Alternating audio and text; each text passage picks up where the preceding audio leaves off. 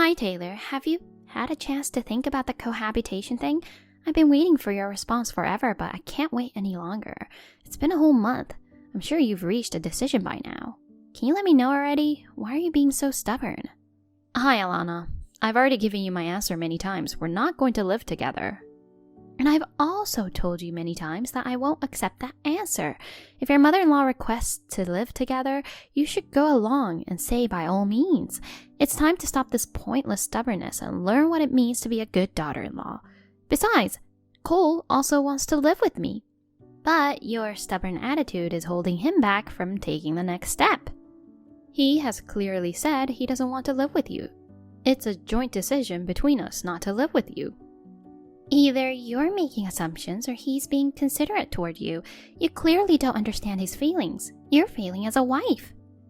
When you deny the most crucial part, it's impossible to make any progress. Anyway, living together is happening no matter what. I'll move over there. You better be thankful since I'm going through all this trouble. No way. Once I've sorted out my moving arrangements, I'll let you know, so make sure you're prepared to welcome me. No matter what you say, we have no intention of living with you.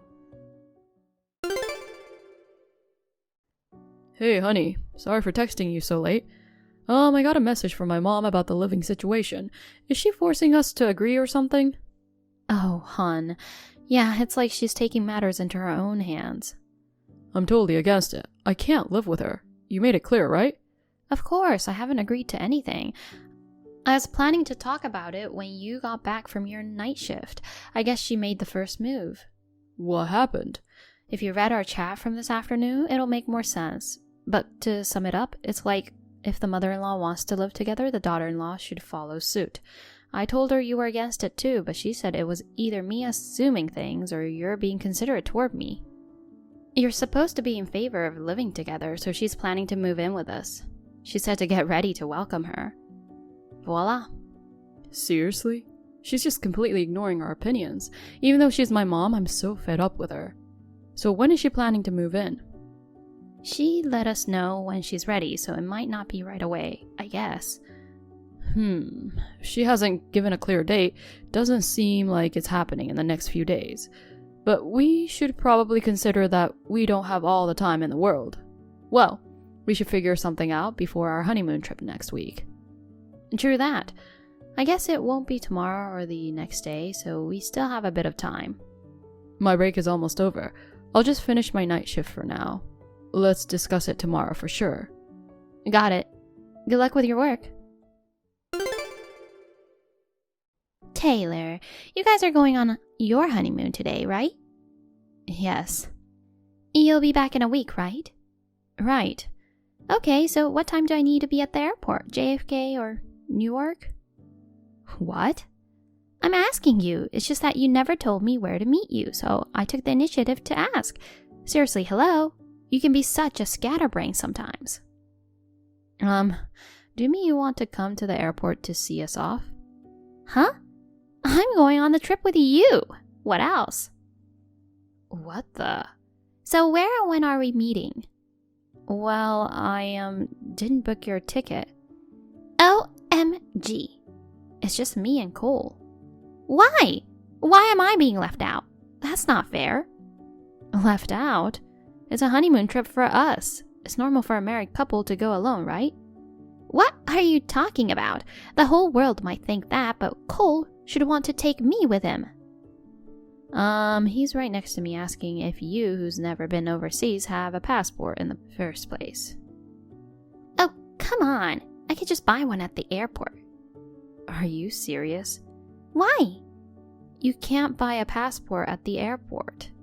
You have to go to the passport agency, make an appointment, and submit an application. Passport agency?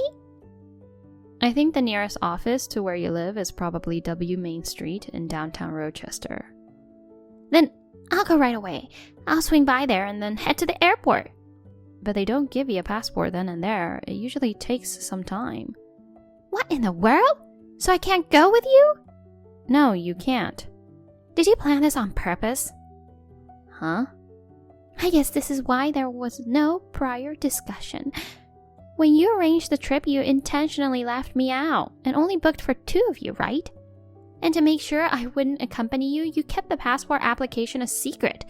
You got quite the nerve. You must have kept all of this from Cole too. He must be really upset that I can't go with him. A despicable person like you isn't worth being his wife. He actually handled all the travel arrangements, you know. That's a lie. And why would I ask about passport stuff for someone who's not supposed to go? Hold on, so you mean I wasn't included from the beginning? Right, you never were.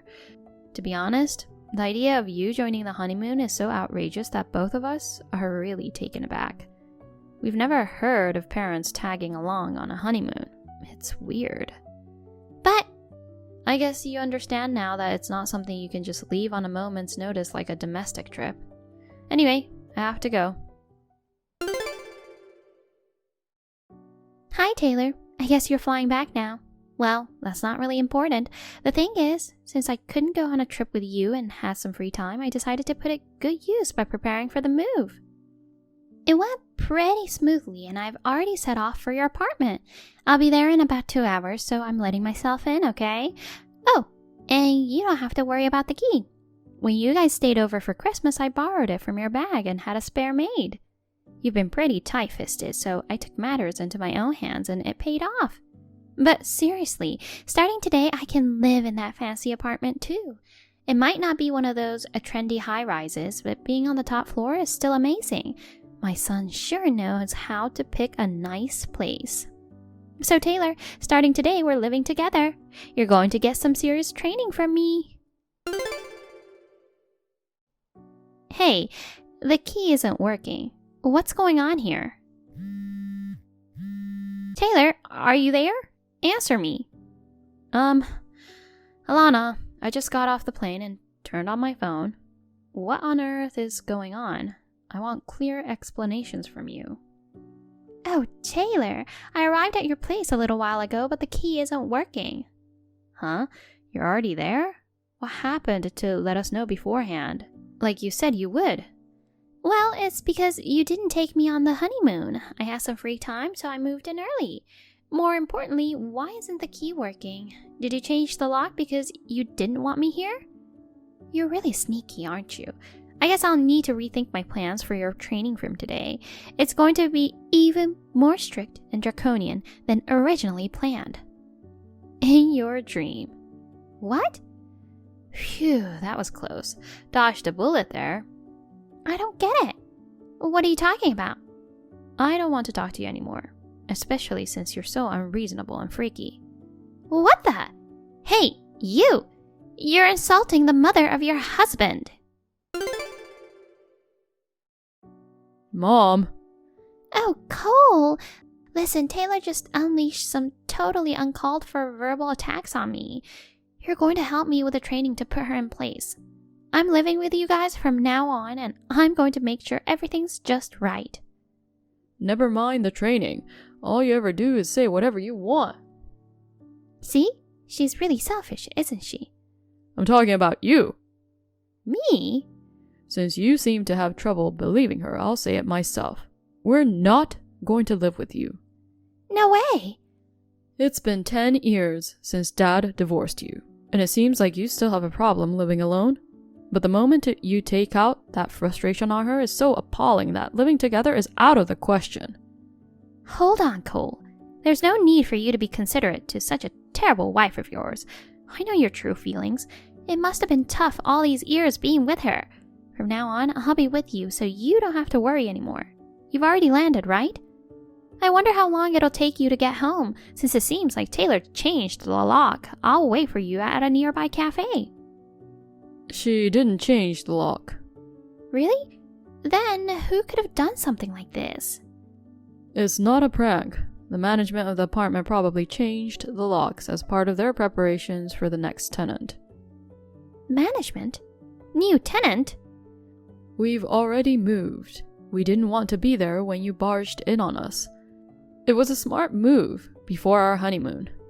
OMG. Oh, I get it. Taylor must have said something to you, right? What the?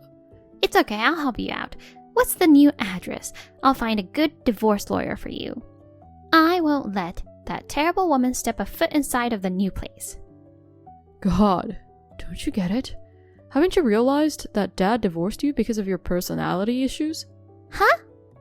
God darn it. You never admit your mistakes and even have paranoid delusions, leading to constant disputes with neighbors. Do you know how ashamed Dad and I felt every time we had to apologize for your fits?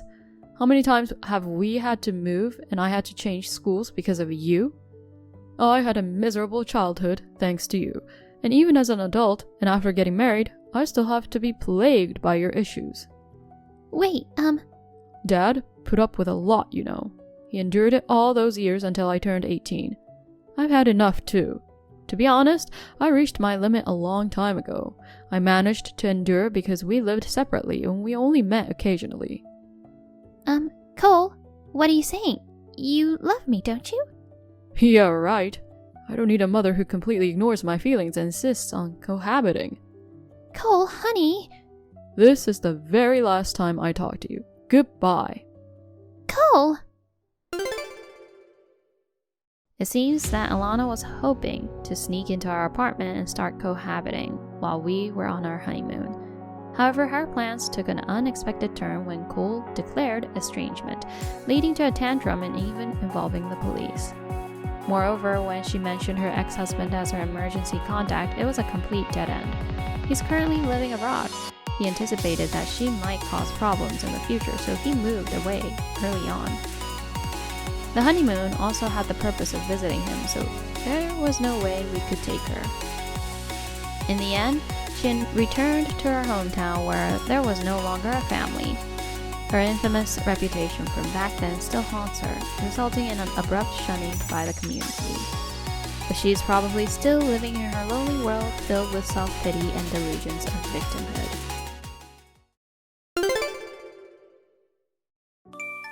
Hey Sarah, what are you up to right now? Are you at home? Yeah, it's getting dark out, so I don't have any plans to go out. What's up? I'm going to drop by a coworker's place and pick up his child, and then we'll head home together. Can you take care of the kid? Huh? What do you mean?